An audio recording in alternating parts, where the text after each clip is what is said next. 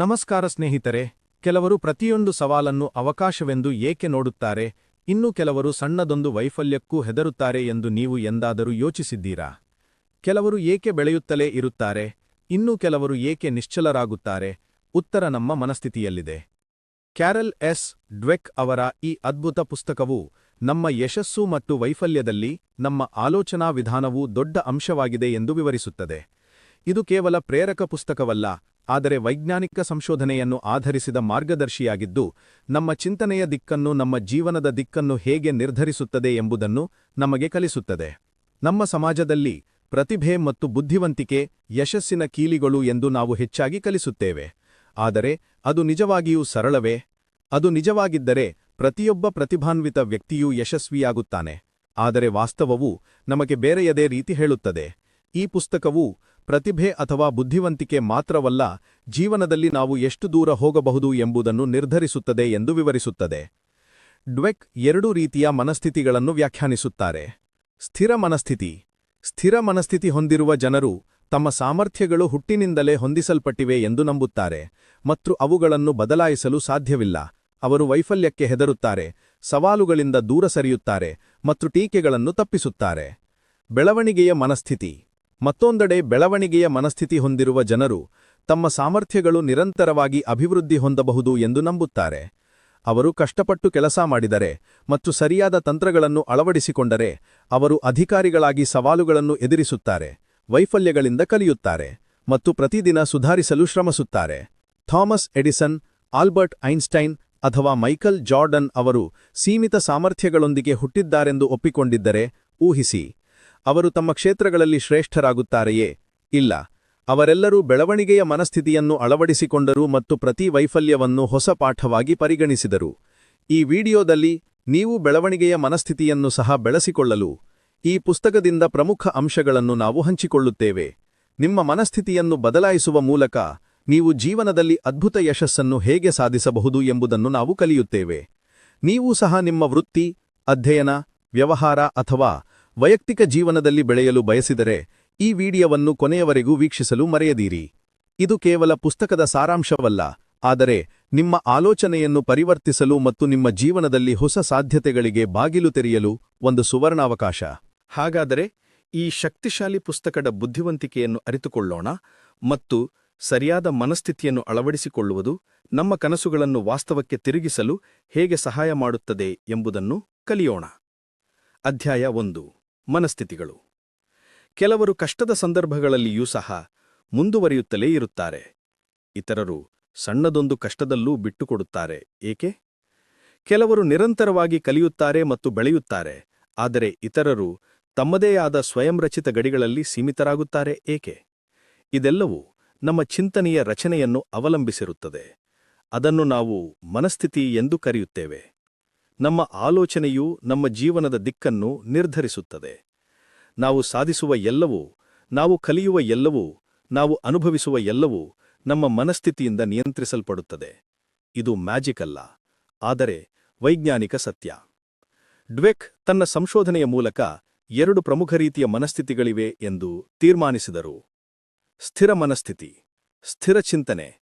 ಸ್ಥಿರ ಮನಸ್ಥಿತಿ ಹೊಂದಿರುವ ಜನರು ತಮ್ಮ ಸಾಮರ್ಥ್ಯಗಳು ಮತ್ತು ಬುದ್ಧಿವಂತಿಕೆ ಸಹಜ ಮತ್ತು ಬದಲಾಯಿಸಲು ಸಾಧ್ಯವಿಲ್ಲ ಎಂದು ನಂಬುತ್ತಾರೆ. ಅವರು ಯಾವುದನ್ನಾದರೂ ಉತ್ತಮವಾಗಿಲ್ಲದಿದ್ದರೆ ಅವರು ಅದರಲ್ಲಿ ಎಂದಿಗೂ ಉತ್ತಮರಾಗುವುದಿಲ್ಲ ಎಂದು ಅವರು ನಂಬುತ್ತಾರೆ. ಅವರು ವೈಫಲ್ಯವನ್ನು ತಮ್ಮ ಗುರುತಿನೊಂದಿಗೆ ಸಂಯೋಜಿಸುತ್ತಾರೆ ಮತ್ತು ಸವಾಲುಗಳನ್ನು ತಪ್ಪಿಸಲು ಪ್ರಯತ್ನಿಸುತ್ತಾರೆ. ಅವರು ಕಠಿಣ ಸಮಸ್ಯೆಯನ್ನು ಎದುರಿಸಿದಾಗ ಅದು ತಮಗಾಗಿ ಅಲ್ಲ ಎಂದು ಭಾವಿಸಿ ಬಿಟ್ಟುಬಿಡುತ್ತಾರೆ. ಅವರಿಗೆ ವೈಫಲ್ಯವು ಪ್ರಯತ್ನಿಸುತ್ತಲೇ ಇರಲು ಒಂದು ಕಾರಣವಾಗುವುದ ಬದಲು ಶಾಶ್ವತ ಗುರುತಾಗುತ್ತದೆ. ಬೆಳವಣಿಗೆಯ ಮನಸ್ಥಿತಿ, ವಿಕಸನಗೊಳ್ಳುವ ಚಿಂತನೆ. ಮತ್ತೊಂದು ಕಡೆ, ಬೆಳವಣಿಗೆಯ ಮನಸ್ಥಿತಿ ಹೊಂದಿರುವ ಜನರು ಕಷ್ಟಪಟ್ಟು ಕೆಲಸ ಮಾಡಿದರೆ ಮತ್ತು ಸರಿಯಾದ ವಿಧಾನವನ್ನು ಅಳವಡಿಸಿಕೊಂಡರೆ ತಮ್ಮ ಸಾಮರ್ಥ್ಯಗಳನ್ನು ಅಭಿವೃದ್ಧಿಪಡಿಸಬಹುದು ಎಂದು ನಂಬುತ್ತಾರೆ. ಕಲಿಕೆ ಮತ್ತು ಬೆಳವಣಿಗೆ ಒಂದು ಪ್ರಕ್ರಿಯೆ ಮತ್ತು ವೈಫಲ್ಯವು ಈ ಪ್ರಕ್ರಿಯೆಯ ಒಂದು ಭಾಗ ಎಂದು ಅವರು ಅರ್ಥಮಾಡಿಕೊಳ್ಳುತ್ತಾರೆ. ಅವರು ಸವಾಲುಗಳನ್ನು ಅಧಿಕಾರಿಗಳಂತೆ ನೋಡುತ್ತಾರೆ ಮತ್ತು ಪ್ರತಿ ವೈಫಲ್ಯದಿಂದ ಏನನ್ನಾದರೂ ಕಲಿಯಲು ಪ್ರಯತ್ನಿಸುತ್ತಾರೆ. ಅವರಿಗೆ ವೈಫಲ್ಯವು ಒಂದು ಪಾಠ, ಶಾಶ್ವತ ಮುದ್ರೆಯಲ್ಲ. ಈಗ ಪ್ರಶ್ನೆ ಉದ್ಭವಿಸುತ್ತದೆ, ನಮ್ಮ ಮನಸ್ಥಿತಿ ನಮ್ಮ ಬಾಲ್ಯದಲ್ಲಿ ಸ್ಥಿರವಾಗಿದೆಯೇ? ಅದನ್ನು ಬದಲಾಯಿಸಬಹುದೇ? ನಮ್ಮ ಮನಸ್ಥಿತಿಯು ಸಂಪೂರ್ಣವಾಗಿ ಹೊಂದಿಕೊಳ್ಳುತ್ತದೆ. ಅದು ನಮ್ಮ ಅನುಭವಗಳು, ಪಾಲನೆ ಮತ್ತು ನಾವು ಪಡೆಯುವ ಬೋಧನೆಗಳಿಂದ ಬೆಳೆಯುತ್ತದೆ. ಮಗುವಿಗೆ ಅವರು ತುಂಬಾ ಬುದ್ಧಿವಂತರು ಎಂದು ಹೇಳಿದಾಗ, ಬುದ್ಧಿವಂತಿಕೆಯು ಶಾಶ್ವತವಾದದ್ದು, ಅಸ್ತಿತ್ವದಲ್ಲಿದೆ ಅಥವಾ ಇಲ್ಲದಿರುವುದು ಎಂದು ಅವರು ಭಾವಿಸಬಹುದು. ಆದರೆ ಅವರು ಕಠಿಣ ಪರಿಶ್ರಮದಿಂದ ಕಲಿತಿದ್ದಾರೆ ಎಂದು ಅವರಿಗೆ ಕಲಿಸಿದಾಗ, ಕಠಿಣ ಪರಿಶ್ರಮ ಮತ್ತು ಪ್ರಯತ್ನವು ಯಾವುದೇ ವಿಷಯದಲ್ಲಿ ಶ್ರೇಷ್ಠತೆಗೆ ಕಾರಣವಾಗಬಹುದು ಎಂದು ಅವರು ಅರ್ಥಮಾಡಿಕೊಳ್ಳುತ್ತಾರೆ. 2 ಗುಂಪುಗಳ ಮಕ್ಕಳೊಂದಿಗೆ ಶಾಲೆಯಲ್ಲಿ ಒಂದು ಪ್ರಯೋಗವನ್ನು ನಡೆಸಲಾಯಿತು. ಮೊದಲ ಗುಂಪಿಗೆ ಅವರು ತುಂಬಾ ಪ್ರತಿಭಾವಂತರು ಮತ್ತು ಬುದ್ಧಿವಂತರು ಎಂದು ಹೇಳಲಾಯಿತು. 2ನೇ ಗುಂಪಿಗೆ ಅವರು ತುಂಬಾ ಶ್ರಮಜೀವಿಗಳು ಮತ್ತು ನಿರಂತರವಾಗಿ ಕಲಿಯುವ ಸಾಮರ್ಥ್ಯವನ್ನು ಹೊಂದಿದ್ದಾರೆ ಎಂದು ಹೇಳಲಾಯಿತು. 2 ಗುಂಪುಗಳಿಗೆ ಕಠಿಣವಾದ ಕೆಲಸವನ್ನು ನೀಡಿದಾಗ, ಮೊದಲ ಗುಂಪು ಬೇಗನೆ ಕೈಬಿಟ್ಟಿತು, ಯಾಕೆಂದರೆ ಅದು ಅವರ ಸಾಮರ್ಥ್ಯಗಳನ್ನು ಮೀರಿದೆ ಎಂದು ಅವರು ಭಾವಿಸಿದರು. 2ನೇ ಗುಂಪು ತಾವು ಕಲಿಯಬಹುದೆಂದು ನಂಬಿದ್ದರಿಂದ ಪಟ್ಟು ಹಿಡಿದಿತು. ನಾವು ನಮ್ಮನ್ನು ಸೀಮಿತಗೊಳಿಸಿಕೊಂಡರೆ ನಾವು ಸೀಮಿತರಾಗಿಯೇ ಇರುತ್ತೇವೆ, ಇದು ಸಾಬೀತುಪಡಿಸುತ್ತದೆ. ಆದರೆ ನಾವು ಯಾವುದೇ ಕೌಶಲ್ಯವನ್ನು ಕಲಿಯಬಹುದೆಂದು ನಾವು ನಂಬಿದರೆ ಯಾವುದೂ ಅಸಾಧ್ಯವಿಲ್ಲ. ಈಗ ನಿಮ್ಮ ಸ್ವಂತ ಜೀವನದ ಬಗ್ಗೆ ಯೋಚಿಸಿ. ನೀವು ಯಾವುದಾದರೂ ವಿಷಯದಲ್ಲಿ ಒಳ್ಳೆಯವರಲ್ಲ ಎಂದು ನೀವು ಎಂದಾದರೂ ಭಾವಿಸಿದ್ದೀರಾ ಮತ್ತು ಆದ್ದರಿಂದ ಬಿಟ್ಟುಕೊಟ್ಟಿದ್ದೀರಾ? ನೀವು ಎಂದಾದರೂ ನಿಮ್ಮ ಗುರುತಿನೊಂದಿಗೆ ವೈಫಲ್ಯವನ್ನು ಸಂಯೋಜಿಸಿದ್ದೀರಾ? ಹಾಗಿದ್ದರೆ ಇದು ಸ್ಥಿರ ಮನಸ್ಥಿತಿಯ ಸಂಕೇತವಾಗಿರಬಹುದು. ಆದರೆ ಒಳ್ಳೆಯ ಸುದ್ದಿಯೆಂದರೆ ನೀವು ಅದನ್ನು ಬದಲಾಯಿಸಬಹುದು. ನಿಮ್ಮ ಮನಸ್ಥಿತಿಯು ನಿಮ್ಮ ಜೀವನದ ದಿಕ್ಕನ್ನು ನಿರ್ಧರಿಸುತ್ತದೆ. ನೀವು ನಿಮ್ಮ ಮನಸ್ಥಿತಿಯನ್ನು ಬದಲಾಯಿಸಿದರೆ ನೀವು ನಿಮ್ಮ ಭವಿಷ್ಯವನ್ನು ಸಹ ಬದಲಾಯಿಸಬಹುದು. ನೀವು ಪ್ರತಿ ವೈಫಲ್ಯವನ್ನು ಕಲಿಕೆಯ ಅವಕಾಶವಾಗಿ ಪರಿವರ್ತಿಸಬಹುದು ಮತ್ತು ಪ್ರತಿ ಕಷ್ಟವನ್ನು ಹೊಸ ಆರಂಭವಾಗಿ ನೋಡಬಹುದು. ಡ್ವೆಕ್ನ ಈ ಕಲ್ಪನೆಯು ವೈಯಕ್ತಿಕ ಅಭಿವೃದ್ಧಿಗಾಗಿ ಮಾತ್ರವಲ್ಲದೆ ಶಿಕ್ಷಣ, ವ್ಯವಸಾಯ, ಕ್ರೀಡೆಗಳು ಮತ್ತು ಸಂಬಂಧಗಳಲ್ಲಿಯೂ ಅಷ್ಟೇ ಪರಿಣಾಮಕಾರಿಯಾಗಿದೆ. ನಾವು ಬೆಳವಣಿಗೆಯ ಮನಸ್ಥಿತಿಯನ್ನು ಅಳವಡಿಸಿಕೊಂಡಾಗ ನಾವು ನಮ್ಮನ್ನಷ್ಟೇ ಅಲ್ಲದೆ ನಮ್ಮ ಸುತ್ತಮುತ್ತಲಿನವರನ್ನು ಸಹ ಪ್ರೇರಣೆಗೊಳಿಸುತ್ತೇವೆ. ಆದ್ದರಿಂದ ಮುಂದಿನ ಬಾರಿ ನೀವು ಯಾವುದೇ ಸವಾಲನ್ನು ಎದುರಿಸಿದಾಗ ಈ ಪ್ರಶ್ನೆಯನ್ನು ನಿಮ್ಮನ್ನೇ ನೀವು ಕೇಳಿಕೊಳ್ಳಿ: ನಾನು ಬಿಟ್ಟುಕೊಡುತ್ತೇನೆಯೋ ಅಥವಾ ಇದನ್ನು ಕಲಿಕೆಯ ಅನುಭವವಾಗಿ ಪರಿವರ್ತಿಸುತ್ತೇನೆಯೋ? ಉತ್ತರವು ನೀವು ಯಾವ ಮನಸ್ಥಿತಿಯೊಂದಿಗೆ ಬದುಕುತ್ತೀರಿ ಎಂಬುದನ್ನು ನಿರ್ಧರಿಸುತ್ತದೆ. ಸ್ಥಿರತೆ ಅಥವಾ ಬೆಳವಣಿಗೆ. ಅಧ್ಯಾಯ 2: ಮನಸ್ಥಿತಿಗಳೊಳಗೆ ಪ್ರಪಂಚ. ಯಾರಾದರೂ ನೀವು ಯಾವುದಾದರೂ ವಿಷಯದಲ್ಲಿ ನಿಪುಣರಲ್ಲ ಎಂದು ಹೇಳಿದಾಗ ನಿಮಗೆ ಹೇಗೆ ಅನಿಸುತ್ತದೆ ಎಂಬುದನ್ನು ನೀವು ಎಂದಾದರೂ ಗಮನಿಸಿದ್ದೀರಾ? ನೀವು ಅದನ್ನು ಸವಾಲಾಗಿ ತೆಗೆದುಕೊಂಡು ಸುಧಾರಿಸಲು ಶ್ರಮಿಸುತ್ತೀರಾ? ಅಥವಾ ಬಹುಶಃ ನೀವು ನಿಜವಾಗಿಯೂ ಅದರಲ್ಲಿ ಎಂದಿಗೂ ಉತ್ತಮರಾಗಲು ಸಾಧ್ಯವಿಲ್ಲ ಎಂದು ನೀವು ಒಪ್ಪಿಕೊಳ್ಳುತ್ತೀರಾ? ನಮ್ಮ ಮನಸ್ಥಿತಿಯು ಜೀವನದಲ್ಲಿ ನಾವು ಹೇಗೆ ಮುಂದುವರಿಯುತ್ತೇವೆ ಎಂಬುದನ್ನು ಇಲ್ಲಿ ನಿರ್ಧರಿಸುತ್ತದೆ. ಇದು ಕೇವಲ 2 ವಿಭಿನ್ನ ಆಲೋಚನಾ ವಿಧಾನಗಳ ವಿಷಯವಲ್ಲ, ಆದರೆ ನಮ್ಮ ಪ್ರತಿಯೊಂದು ಪ್ರತಿಕ್ರಿಯೆ, ಪ್ರತಿಯೊಂದು ನಿರ್ಧಾರ ಮತ್ತು ಪ್ರತಿಯೊಂದು ಪ್ರಯತ್ನದ ಮೇಲೆ ಪ್ರಭಾವ ಬೀರುವ ಮಾನಸಿಕ ಚೌಕಟ್ಟು. ಮನಸ್ಥಿತಿಗಳು ಕೇವಲ ನಮ್ಮ ನಂಬಿಕೆಗಳಲ್ಲ, ಅವು ನಮ್ಮ ಜೀವನದ ಸಂಪೂರ್ಣ ದಿಕ್ಕನ್ನು ನಿರ್ಧರಿಸುವ ಶಕ್ತಿ.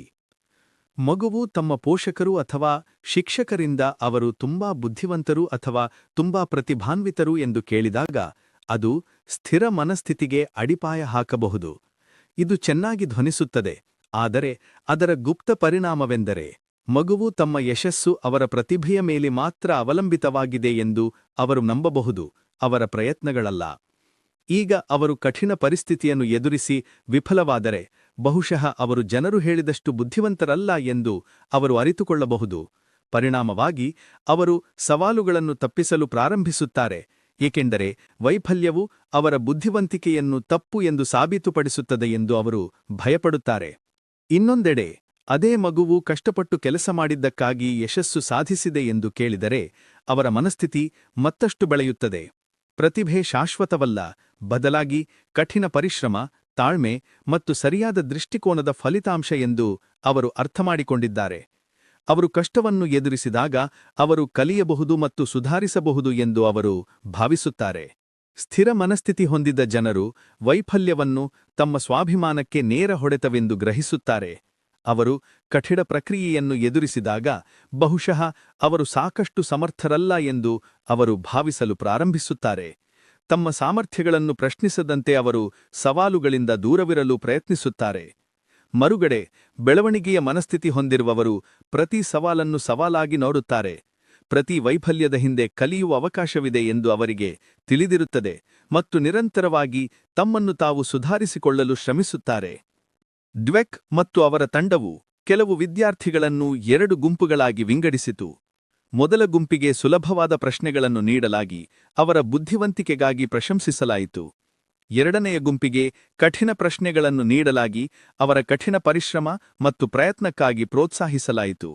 ಎರಡೂ ಗುಂಪುಗಳು ಹೆಚ್ಚು ಕಠಿಣವಾದ ಪ್ರಶ್ನೆಗಳನ್ನು ಎದುರಿಸಿದಾಗ ಮೊದಲ ಗುಂಪಿನ ವಿದ್ಯಾರ್ಥಿಗಳು ಆತಂಕಗೊಂಡು ವೈಫಲ್ಯವನ್ನು ತಪ್ಪಿಸಲು ಪ್ರಯತ್ನಿಸಿದರು. ಆದರೆ ಎರಡನೇ ಗುಂಪಿನ ವಿದ್ಯಾರ್ಥಿಗಳು ಹೆಚ್ಚು ಉತ್ಸಾಹಿತರಾದರು ಮತ್ತು ಪ್ರಶ್ನೆಗಳನ್ನು ಪರಿಹರಿಸಲು ಹೆಚ್ಚು ಶ್ರಮಿಸಿದರು. ಇದು ನಮ್ಮ ಯಶಸ್ಸನ್ನು ಪ್ರತಿಭೆಯೊಂದಿಗೆ ಸಂಯೋಜಿಸಿದಾಗ ನಾವು ವೈಫಲ್ಯಕ್ಕೆ ಹೆದರಲು ಪ್ರಾರಂಭಿಸುತ್ತೇವೆ ಎಂದು ಸ್ಪಷ್ಟಪಡಿಸುತ್ತದೆ. ಆದರೆ ನಾವು ಅದನ್ನು ಕಲಿಯುವ ಪ್ರಕ್ರಿಯೆಯ ಭಾಗವೆಂದು ಪರಿಗಣಿಸಿದಾಗ ನಾವು ಪ್ರತಿ ಸವಾಲಿಗೆ ನಮ್ಮನ್ನು ಸಿದ್ಧಪಡಿಸಿಕೊಳ್ಳುತ್ತೇವೆ. ಮನಸ್ಥಿತಿಗಳು ಕೇವಲ ಅಧ್ಯಯನ ಮತ್ತು ವೃತ್ತಿಜೀವನಕ್ಕೆ ಸೀಮಿತವಲ್ಲ, ಅವು ನಮ್ಮ ಜೀವನದ ಪ್ರತಿಯೊಂದು ಅಂಶದ ಮೇಲೆ ಪ್ರಭಾವ ಬೀರುತ್ತವೆ. ಕ್ರೀಡೆ, ವ್ಯವಹಾರ, ಸಂಬಂಧಗಳು ಮತ್ತು ನಮ್ಮ ಸ್ವಂತ ಆಲೋಚನೆಯೂ ಕೂಡ. ಒಬ್ಬ ಕ್ರೀಡಾಪಟುವಿಗೆ ಅವರು ಚಾಂಪಿಯನ್ ಆಗಿ ಹುಟ್ಟಿದ್ದಾರೆ ಎಂದು ಕಲಿಸಿದರೆ ಒಂದು ಸೋಲು ಅವರನ್ನು ಸಂಪೂರ್ಣವಾಗಿ ಛಿದ್ರಗೊಳಿಸುತ್ತದೆ. ಆದರೆ ಪ್ರತಿದಿನ ಕಠಿಣ ಪರಿಶ್ರಮ ಮಾಡುವುದರ ಮೂಲಕ ತಮ್ಮನ್ನು ತಾವು ಸುಧಾರಿಸಿಕೊಳ್ಳಬಹುದು ಎಂದು ಅವರಿಗೆ ಕಲಿಸಿದರೆ ಅವರು ಪ್ರತಿ ಸೋಲಿನಿಂದ ಏನಾದರೂ ಕಲಿಯುತ್ತಾರೆ ಮತ್ತು ಹೊಸ ಚೈತನ್ಯದಿಂದ ಹಿಂದಿರುಗುತ್ತಾರೆ. ಈಗ ನಿಮ್ಮ ಸ್ವಂತ ಜೀವನವನ್ನು ಪರಿಗಣಿಸಿ. ನೀವು ಸಾಕಷ್ಟು ಒಳ್ಳೆಯವರಲ್ಲ ಎಂದು ನೀವು ಭಾವಿಸಿದ್ದಕ್ಕಾಗಿ ಎಷ್ಟು ಬಾರಿ ಸವಾಲನ್ನು ತಪ್ಪಿಸಲು ಪ್ರಯತ್ನಿಸಿದ್ದೀರಿ? ನಿಮ್ಮ ಸಾಮರ್ಥ್ಯಗಳ ಬಗ್ಗೆ ಅಂತಿಮ ಸತ್ಯವಾಗಿ ನೀವು ಎಂದಾದರೂ ವೈಫಲ್ಯವನ್ನು ಸ್ವೀಕರಿಸಿದ್ದೀರಾ? ಹಾಗಾದರೆ ಇದು ಸ್ಥಿರ ಮನಸ್ಥಿತಿಯ ಸಂಕೇತವಾಗಿರಬಹುದು. ಆದರೆ ನೆನಪಿರಲಿ, ಮನಸ್ಥಿತಿಗಳನ್ನು ಬದಲಾಯಿಸಬಹುದು. ನಮ್ಮ ಆಲೋಚನೆ ಶಾಶ್ವತವಲ್ಲ, ಅದು ಬದಲಾಗಬಹುದು ಮತ್ತು ವಿಕಸಿಸಬಹುದು. ನಾವು ನಮ್ಮ ಅಭ್ಯಾಸಗಳನ್ನು, ನಮ್ಮ ಆಲೋಚನೆಗಳನ್ನು ಮತ್ತು ನಮ್ಮ ಮನಸ್ಥಿತಿಯನ್ನು ನಿರಂತರವಾಗಿ ನಮ್ಮನ್ನು ಸುಧಾರಿಸಿಕೊಳ್ಳುವ ದಿಕ್ಕಿನಲ್ಲಿ ಬದಲಾಯಿಸಬಹುದು. ಆದ್ದರಿಂದ ಮುಂದಿನ ಬಾರಿ ನೀವು ಸವಾಲನ್ನು ಎದುರಿಸಿದಾಗ ಈ ಪ್ರಶ್ನೆಯನ್ನು ನಿಮ್ಮನ್ನೇ ನೀವು ಕೇಳಿಕೊಳ್ಳಿ: ನಾನು ಇದನ್ನು ಸವಾಲಾಗಿ ನೋಡುತ್ತೇನೆ ಅಥವಾ ನಾನು ಇದರಿಂದ ಓಡಿಹೋಗುತ್ತೇನೆ? ಉತ್ತರ ನಿಮ್ಮ ಮನಸ್ಥಿತಿಯನ್ನು ವ್ಯಾಖ್ಯಾನಿಸುತ್ತದೆ ಮತ್ತು ನೀವು ಬಯಸಿದರೆ ನೀವು ಇಂದೇ ಅದನ್ನು ಬದಲಾಯಿಸಬಹುದು. ಅಧ್ಯಾಯ 3: ಸಾಮರ್ಥ್ಯ ಮತ್ತು ಸಾಧನೆಯ ಬಗ್ಗೆ ಸತ್ಯ. ಸಾಮರ್ಥ್ಯಗಳು ಮತ್ತು ಸಾಧನೆಗಳ ಬಗ್ಗೆ ಸತ್ಯ. ಕೆಲವರು ಹೆಚ್ಚು ಶ್ರಮವಿಲ್ಲದೆ ಯಶಸ್ಸನ್ನು ಸಾಧಿಸುತ್ತಾರೆಂದು ನೀವೆಂದಾದರೂ ಭಾವಿಸಿದ್ದೀರಾ? ಇತರರು ಹಗಲು ರಾತ್ರಿ ಕೆಲಸ ಮಾಡಿದರೂ ಮೈಲಿಗಲ್ಲುಗಳನ್ನು ತಲುಪಲು ವಿಫಲರಾಗುತ್ತಾರೆಯೇ? ಕೆಲವರು ನಿಜವಾಗಿಯೂ ಹುಟ್ಟಿನಿಂದಲೇ ಪ್ರತಿಭಾನ್ವಿತರೆ ಮತ್ತು ಇತರರು ಅವರ ನೆರಳಿನಲ್ಲಿಯೇ ಇರುತ್ತಾರೆಯೇ?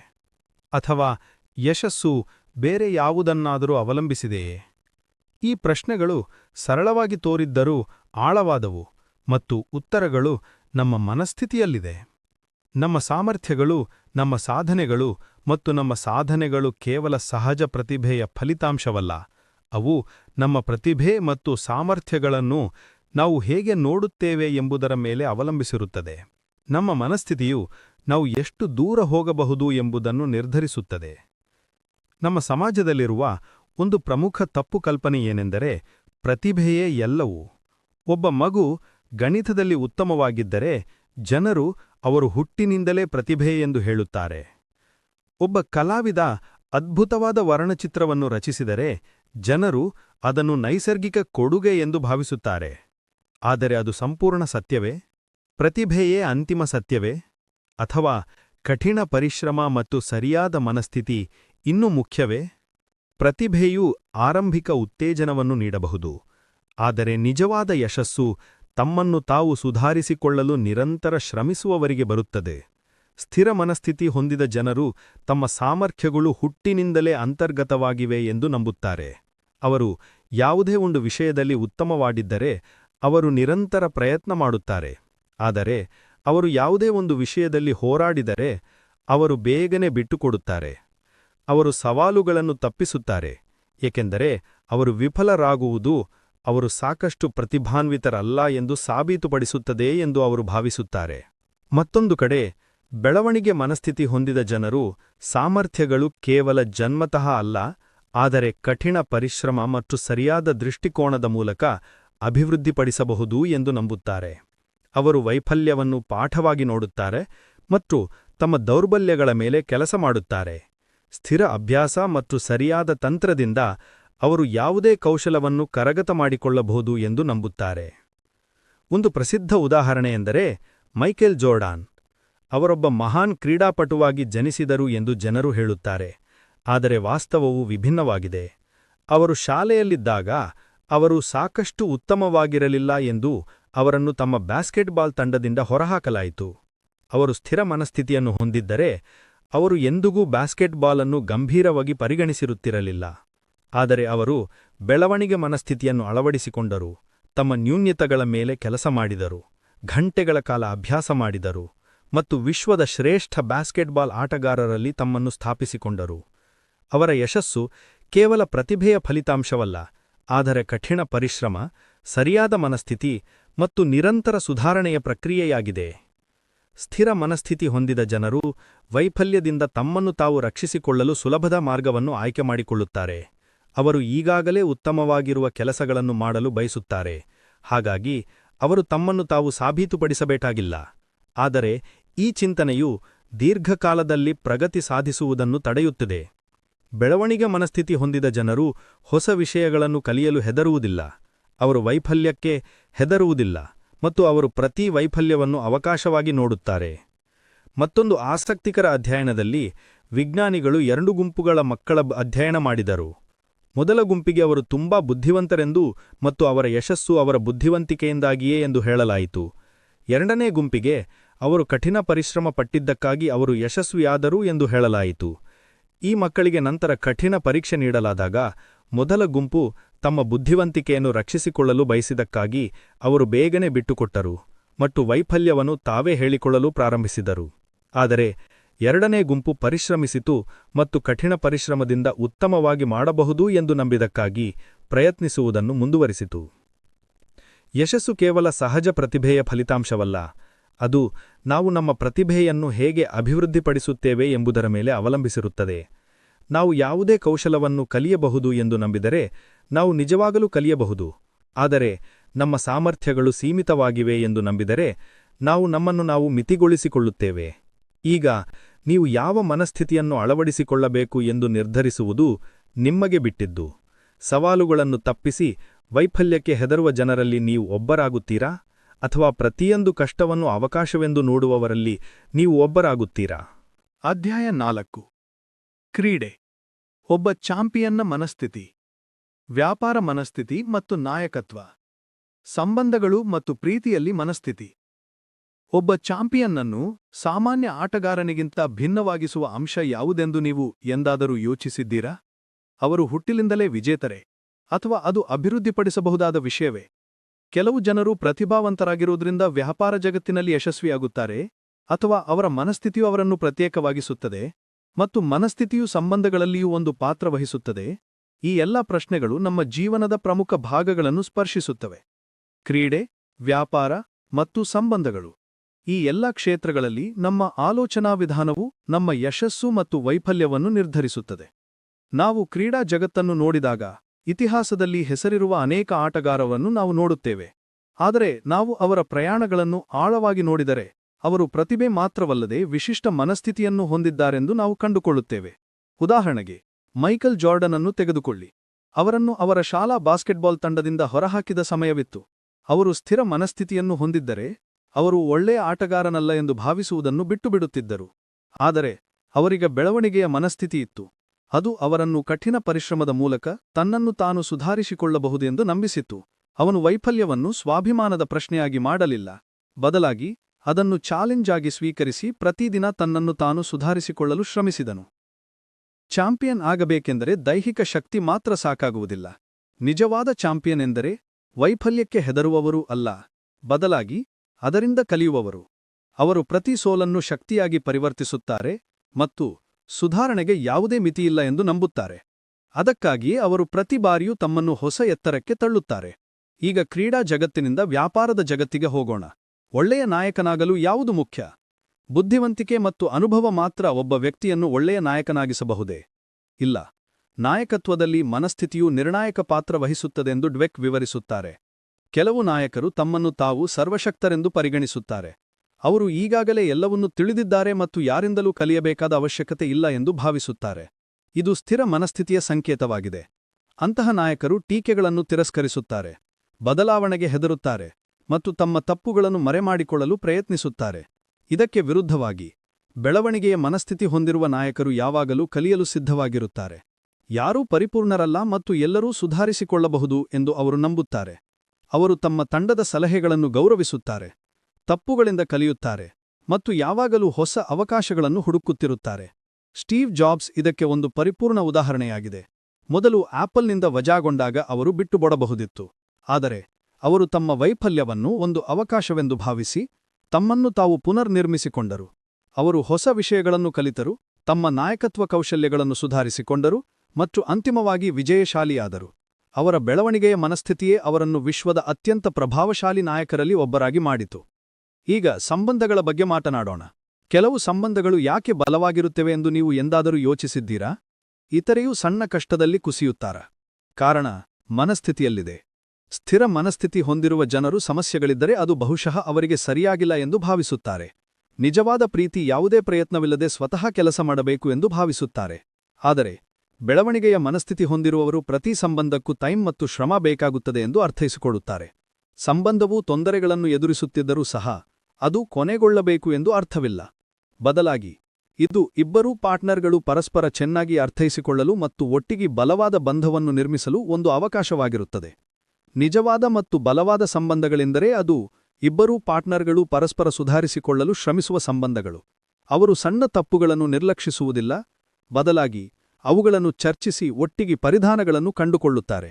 ಅವರು ಟೀಕೆಗಳನ್ನು ವ್ಯಕ್ತಿಗತ ದಾಳಿಯಾಗಿ ನೋಡುವುದಿಲ್ಲ, ಬದಲಾಗಿ ಅದನ್ನು ಸುಧಾರಣೆಗೆ ಅವಕಾಶವಾಗಿ ನೋಡುತ್ತಾರೆ. ನಮ್ಮ ಜೀವನದ ಪ್ರತಿಯೊಂದು ಅಂಶದಲ್ಲಿಯೂ ನಮ್ಮ ಮನಸ್ಥಿತಿಯು ನಮ್ಮ ಯಶಸ್ಸು ಮತ್ತು ವೈಫಲ್ಯಕ್ಕೆ ದೊಡ್ಡ ಅಂಶವಾಗಿದೆ. ಅದು ಕ್ರೀಡೆ, ವ್ಯಾಪಾರ ಅಥವಾ ಸಂಬಂಧಗಳಲ್ಲಿರಲಿ, ನಾವು ಕಲಿಯಬಹುದು, ಸುಧಾರಿಸಿಕೊಳ್ಳಬಹುದು ಮತ್ತು ಬೆಳೆಯಬಹುದು ಎಂದು ನಾವು ನಂಬಿದರೆ ನಾವು ನಿಜವಾಗಿಯೂ ಮಾಡಬಹುದು. ಅಧ್ಯಾಯ 5. ಪೋಷಕರು, ಶಿಕ್ಷಕರು ಮತ್ತು ತರಬೇತುದಾರರು. ಮನಸ್ಥಿತಿಗಳು ಎಲ್ಲಿಂದ ಬರುತ್ತವೆ? ನಮ್ಮ ಮನಸ್ಥಿತಿಗಳು ಎಲ್ಲಿಂದ ಬರುತ್ತವೆ ಎಂದು ನೀವು ಎಂದಾದರೂ ಯೋಚಿಸಿದ್ದೀರಾ? ನಮ್ಮಲ್ಲಿ ಕೆಲವರು ಸವಾಲಿನಿಂದ ಭಯಭೀತರಾಗುತ್ತಾರೆ, ಇತರರು ಅದೇ ಸವಾಲನ್ನು ಅವಕಾಶವೆಂದು ಏಕೆ ನೋಡುತ್ತಾರೆ? ಕೆಲವು ಮಕ್ಕಳು ಜೀವನದಲ್ಲಿ ಮುಂದುವರಿಯುತ್ತಲೇ ಇರುತ್ತಾರೆ, ಇತರರು ಸಣ್ಣದೊಂದು ವೈಫಲ್ಯದ ನಂತರವೂ ಬಿಟ್ಟುಕೊಡುತ್ತಾರೆ. ಉತ್ತರವು ನಮ್ಮ ಆರಂಭಿಕ ಜೀವನವನ್ನು ರೂಪಿಸುವ ಜನರಲ್ಲಿದೆ, ನಮ್ಮ ಪೋಷಕರು, ಶಿಕ್ಷಕರು ಮತ್ತು ತರಬೇತುದಾರರು. ನಮ್ಮ ಮನಸ್ಥಿತಿ ಎಲ್ಲಿಂದಲೋ ಬರುವುದಿಲ್ಲ, ಅದು ಬಾಲ್ಯದಿಂದ ನಾವು ಪಡೆಯುವ ಸಂದೇಶಗಳು ಮತ್ತು ನಡವಳಿಕೆಗಳಿಂದ ರೂಪುಗೊಳ್ಳುತ್ತದೆ. ಬಾಲ್ಯದಲ್ಲಿ ನಾವು ಖಾಲಿ ಹಾಳೆಯಂತೆ. ನಮ್ಮ ಪೋಷಕರು ನಮಗೆ ಏನು ಹೇಳುತ್ತಾರೆ, ನಮ್ಮ ಶಿಕ್ಷಕರು ನಮಗೆ ಏನು ಕಲಿಸುತ್ತಾರೆ ಮತ್ತು ನಮ್ಮ ತರಬೇತುದಾರರು ನಮಗೆ ಸ್ಫೂರ್ತಿ ನೀಡುವ ಎಲ್ಲವೂ ನಮ್ಮ ಆಲೋಚನೆಗೆ ಅಡಿಪಾಯ ಹಾಕುತ್ತವೆ. ಮಗುವಿಗೆ ಅವರು ತುಂಬಾ ಬುದ್ಧಿವಂತರು ಎಂದು ಪದೇ ಪದೇ ಹೇಳಿದರೆ ಅವರು ತಮ್ಮ ಬುದ್ಧಿವಂತಿಕೆಯನ್ನು ತಮ್ಮ ಗುರುತಾಗಿ ಪರಿಗಣಿಸಲು ಪ್ರಾರಂಭಿಸುತ್ತಾರೆ. ಆದರೆ ಅದೇ ಮಗುವಿಗೆ ಕಠಿಣ ಪರಿಶ್ರಮ ಮತ್ತು ಸಮರ್ಪಣೆಯ ಮೂಲಕ ಏನನ್ನಾದರೂ ಸಾಧಿಸಬಹುದು ಎಂದು ಕಲಿಸಿದರೆ ಅವರು ತಮ್ಮ ಮನಸ್ಸಲ್ಲೂ ಮುಕ್ತವಾಗಿರಿಸಿಕೊಳ್ಳುತ್ತಾರೆ ಮತ್ತು ಕಲಿಕೆಯ ಪ್ರಕ್ರಿಯೆಯನ್ನು ಆನಂದಿಸುತ್ತಾರೆ. ಕೆಲವೊಮ್ಮೆ ಪೋಷಕರು ತಿಳಿಯದೆ ತಮ್ಮ ಮಕ್ಕಳ ಮನಸ್ಥಿತಿಯನ್ನು ಮಿತಿಗೊಳಿಸುತ್ತಾರೆ. ಅವರು ತಮ್ಮ ಮಗುವಿಗೆ ನೀನು ಹುಟ್ಟಿನಿಂದಲೇ ಪ್ರತಿಭೆ ಎಂದು ಹೇಳಿದಾಗ ಅದು ಚೆನ್ನಾಗಿ ಧ್ವನಿಸುತ್ತದೆ, ಆದರೆ ಅದು ಸ್ಥಿರ ಮನಸ್ಥಿತಿಯನ್ನು ಹುಟ್ಟುಹಾಕುತ್ತದೆ. ಮಗುವು ತನ್ನ ಯಶಸ್ಸು ತನ್ನ ನೈಸರ್ಗಿಕ ಸಾಮರ್ಥ್ಯಗಳ ಮೇಲೆ ಮಾತ್ರ ಅವಲಂಬಿಸಿದೆ ಎಂದು ನಂಬಲು ಪ್ರಾರಂಭಿಸುತ್ತದೆ. ಆದರೆ ಅದೇ ಮಗುವು ಕಷ್ಟವನ್ನು ಎದುರಿಸಿ ಹೊಸದನ್ನು ಕಲಿಯಲು ಹೆಣಗಾಡಿದಾಗ ತಾನು ಹೇಳಿದಷ್ಟು ಬುದ್ಧಿವಂತನಲ್ಲ ಎಂದು ಭಾವಿಸುತ್ತಾನೆ. ಇದು ಅವರು ಸವಾಲುಗಳನ್ನು ತಪ್ಪಿಸುವುದರಲ್ಲಿ ಕಾರಣವಾಗುತ್ತದೆ, ಏಕೆಂದರೆ ಅವರು ವಿಫಲವಾದರೆ ಜನರು ತಮ್ಮನ್ನು ದುರ್ಬಲರೆಂದು ಭಾವಿಸುತ್ತಾರೆ ಎಂದು ಅವರು ಭಯಪಡುತ್ತಾರೆ. ಮತ್ತೊಂದು ಕಡೆ ಪೋಷಕರು ತಮ್ಮ ಮಕ್ಕಳಿಗೆ ಕಷ್ಟಪಟ್ಟು ಕೆಲಸ ಮಾಡಿದರೆ ಅವರು ಏನನ್ನಾದರೂ ಕಲಿಯಬಹುದು ಎಂದು ಕಲಿಸಿದಾಗ ಅವರು ಬೆಳವಣಿಗೆಯ ಮನಸ್ಥಿತಿಯನ್ನು ಬೆಳೆಸಿಕೊಳ್ಳುತ್ತಾರೆ. ಅಂತಹ ಮಗುವು ವೈಫಲ್ಯಕ್ಕೆ ಹೆದರುವುದಿಲ್ಲ, ಬದಲಾಗಿ ಅದನ್ನು ಒಂದು ಅವಕಾಶವಾಗಿ ನೋಡುತ್ತದೆ. ಅವರು ಅಭ್ಯಾಸ ಮಾಡುತ್ತಿದ್ದರೆ ಅವರು ಯಾವುದೇ ಕೌಶಲ್ಯವನ್ನು ಕರಗಟ್ಟ ಮಾಡಿಕೊಳ್ಳಬಹುದು ಎಂದು ಅವರಿಗೆ ತಿಳಿದಿದೆ. ತಮ್ಮ ಕಠಿಣ ಪರಿಶ್ರಮ ಮತ್ತು ಪ್ರಯತ್ನಕ್ಕಾಗಿ ಪ್ರಶಂಸಿಸಲ್ಪಟ್ಟ ಮಕ್ಕಳು ಹೆಚ್ಚು ಸ್ಥಿತಿಸ್ಥಾಪಕತ್ವ ಮತ್ತು ಆತ್ಮವಿಶ್ವಾಸವನ್ನು ಹೊಂದಿರುತ್ತಾರೆ. ಈಗ ಶಿಕ್ಷಕರ ಪಾತ್ರದ ಬಗ್ಗೆ ಮಾತನಾಡೋಣ. ಒಬ್ಬ ಒಳ್ಳೆಯ ಶಿಕ್ಷಕರು ತಮ್ಮ ವಿದ್ಯಾರ್ಥಿಗಳಿಗೆ ಜ್ಞಾನವನ್ನು ನೀಡುವುದಷ್ಟೇ ಅಲ್ಲದೆ ತಮ್ಮ ಮನಸ್ಥಿತಿಯನ್ನು ರೂಪಿಸುತ್ತಾರೆ. ಕೆಲವು ಶಿಕ್ಷಕರು ಮಕ್ಕಳು ಹುಟ್ಟಿನಿಂದಲೇ ಪ್ರತಿಭಾವಂತರು ಮತ್ತು ಇತರರು ಹಿಂದುಳಿಯುತ್ತಾರೆ ಎಂದು ಭಾವಿಸುತ್ತಾರೆ. ಇದು ಸ್ಥಿರ ಮನಸ್ಥಿತಿಯ ಸಂಕೇತವಾಗಿ ವಿದ್ಯಾರ್ಥಿಗಳ ಮೇಲೆ ನಕಾರಾತ್ಮಕ ಪರಿಣಾಮ ಬೀರುತ್ತದೆ. ಕೆಲವು ಮಕ್ಕಳು ಗಣಿತದಲ್ಲಿ ಎಂದೂ ಉತ್ತಮರಾಗುವುದಿಲ್ಲ ಅಥವಾ ಕೆಲವರು ಯಾವಾಗಲೂ ಸರಾಸರಿಯಾಗಿರುತ್ತಾರೆ ಎಂದು ಶಿಕ್ಷಕರು ಭಾವಿಸಿದಾಗ ಅವರು ಅಜಾಗರೂಕತೆಯಿಂದ ತಮ್ಮ ಮಕ್ಕಳ ಆತ್ಮವಿಶ್ವಾಸವನ್ನು ಹಾಳು ಮಾಡುತ್ತಾರೆ. ಇದಕ್ಕೆ ವಿರುದ್ಧವಾಗಿ ಬೆಳವಣಿಗೆಯ ಮನಸ್ಥಿತಿ ಹೊಂದಿರುವ ಶಿಕ್ಷಕರು ಪ್ರತಿ ಮಗುವಿಗೂ ಕಲಿಯಲು ಅವಕಾಶವನ್ನು ನೀಡುತ್ತಾರೆ. ಪ್ರತಿಯೊಬ್ಬ ವಿದ್ಯಾರ್ಥಿಯೂ ವಿಭಿನ್ನ ಎಂದು ಅವರು ಅರ್ಥೈಸಿಕೊಳ್ಳುತ್ತಾರೆ. ಆದರೆ ಸರಿಯಾದ ಮಾರ್ಗದರ್ಶನದೊಂದಿಗೆ ಪ್ರತಿಯೊಬ್ಬರು ತಮ್ಮ ಸಾಮರ್ಥ್ಯಗಳನ್ನು ಬೆಳೆಸಿಕೊಳ್ಳಬಹುದು. ಶಿಕ್ಷಕರು ವಿದ್ಯಾರ್ಥಿಗಳು ಪ್ರಯತ್ನಿಸಿದರೆ ಕಲಿಯುತ್ತಾರೆ ಎಂದು ಮನವರಿಸಿದಾಗ ಅವರು ಕಠಿಣವಾದ ವಿಷಯಗಳಲ್ಲಿಯೂ ಕೂಡ ಉತ್ತಮವಾಗಿ ಕಾರ್ಯನಿರ್ವಹಿಸುತ್ತಾರೆ ಎಂದು ಡ್ವೆಕ್ ತನ್ನ ಸಂಶೋಧನೆಯಲ್ಲಿ ಗಮನಿಸಿದರು. ಈಗ ತರಬೇತುದಾರರ ಪಾತ್ರಕ್ಕೆ ತಿರುಗೋಣ. ತರಗತಿಯಲ್ಲೇವಂಟೆ ಆಟದ ಮೈದಾನದಲ್ಲೂ ಮನಸ್ಥಿತಿ ಮುಖ್ಯ. ಒಬ್ಬ ಒಳ್ಳೆಯ ತರಬೇತುದಾರನು ದೈಹಿಕ ಸಾಮರ್ಥ್ಯಗಳನ್ನು ಮಾತ್ರವಲ್ಲದೆ ಮಾನಸಿಕ ದೃಢತೆಯನ್ನು ಕೂಡ ಬೆಳೆಸಿಕೊಳ್ಳುತ್ತಾನೆ. ತರಬೇತುದಾರನು ಗೆಲ್ಲುವುದರ ಮೇಲೆ ಮಾತ್ರ ಗಮನಹರಿಸಿ ವೈಫಲ್ಯವನ್ನು ನಕಾರಾತ್ಮಕವಾಗಿ ನೋಡಿದಾಗ ಆಟಗಾರರು ಬೇಗ ಬಿಟ್ಟುಕೊಡುತ್ತಾರೆ. ಆದರೆ ತರಬೇತುದಾರನು ವೈಫಲ್ಯವು ಕಲಿಕೆಯ ಪ್ರಕ್ರಿಯೆಯ ಭಾಗ ಎಂದು ಕಲಿಸಿದಾಗ ಆಟಗಾರರು ಇನ್ನಷ್ಟು ಬಲಶಾಲಿಯಾಗುತ್ತಾರೆ. ಡ್ವೆಕ್ ಅನೇಕ ಯಶಸ್ವಿ ಕ್ರೀಡಾಪಟುಗಳನ್ನು ಮತ್ತು ಅವರ ತರಬೇತುದಾರರನ್ನು ಅಧ್ಯಯನ ಮಾಡಿದರು ಮತ್ತು ಒಳ್ಳೆಯ ತರಬೇತುದಾರರು ಯಾವಾಗಲೂ ತಮ್ಮ ಕ್ರೀಡಾಪಟುಗಳಲ್ಲಿ ಸುಧಾರಣೆಯ ಮನಸ್ಥಿತಿಯನ್ನು ಬಿಂಬಿಸುತ್ತಾರೆ ಎಂದು ಕಂಡರು. ಅವರು ಕೇವಲ ತಾವು ಪ್ರತಿಭಾವಂತರೆಂದು ಮಾತ್ರ ಹೇಳುವುದಿಲ್ಲ, ಬದಲಾಗಿ ಕಠಿಣ ಪರಿಶ್ರಮ ಮತ್ತು ಸರಿಯಾದ ತಂತ್ರವಿಲ್ಲದೆ ಯಶಸ್ಸು ಅಸಾಧ್ಯ ಎಂದು ಅವರಿಗೆ ಕಲಿಸುತ್ತಾರೆ.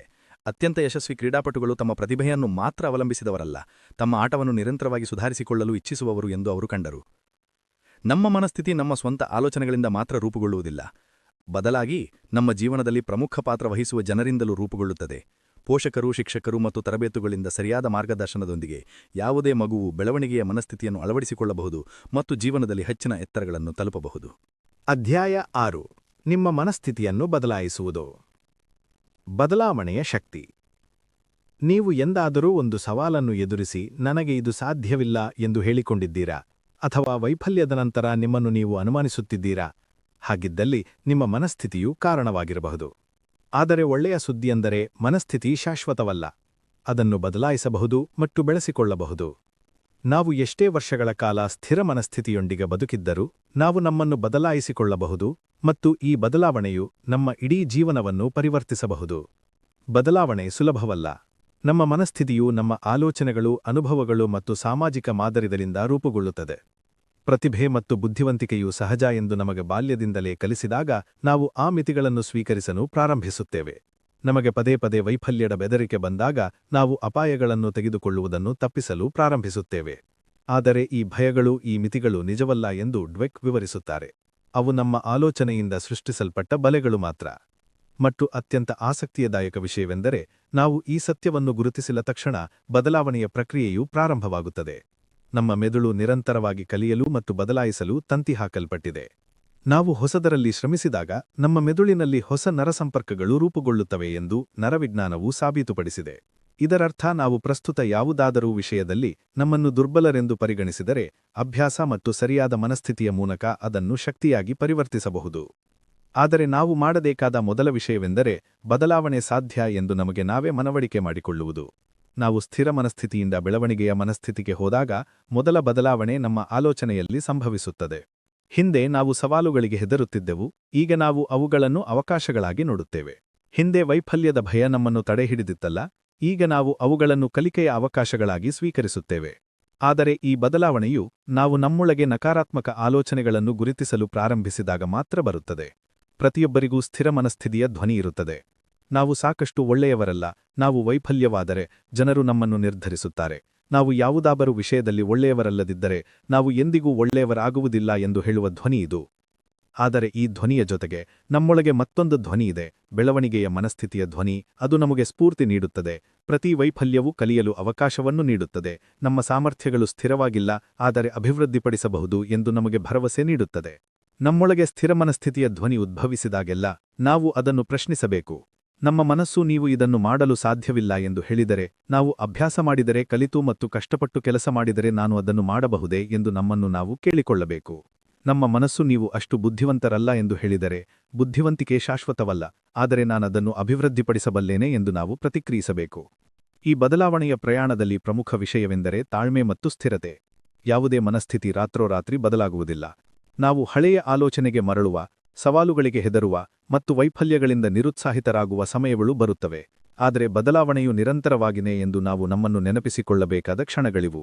ನಮ್ಮ ಸುತ್ತಮುತ್ತಲಿನ ಪ್ರದೇಶಗಳು ನಮ್ಮ ಮನಸ್ಥಿತಿಯನ್ನು ಹೆಚ್ಚು ಪ್ರಭಾವಿಸುತ್ತವೆ.